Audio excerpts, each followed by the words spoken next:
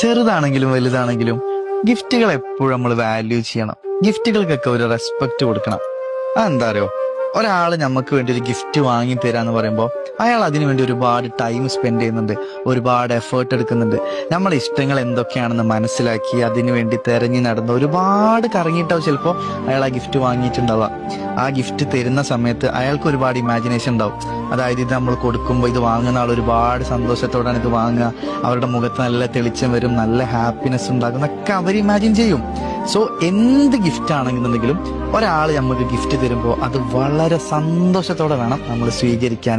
അത് എന്ത് ഗിഫ്റ്റ് ആണെങ്കിലും, പ്രത്യേകിച്ച് ഗിഫ്റ്റ് എന്ന് പറയുന്ന ഒരു കാറ്റഗറിയിൽ പ്രൈസ് എന്ന് പറയുന്ന ഒരു സെഗ്മെന്റേ ഇല്ല. ചെറുതോ വലുതോ എന്തോ ആയിക്കോട്ടെ, നമ്മളത് സ്വീകരിക്കേണ്ടത് വളരെ സന്തോഷത്തോടെ. പിന്നെ മറ്റൊരു കാര്യം എന്ന് പറയുന്നത്, ഈ ഗിഫ്റ്റ് കിട്ടുക എന്ന് പറയുന്നത് വളരെ വലിയൊരു ഭാഗ്യമാണ്.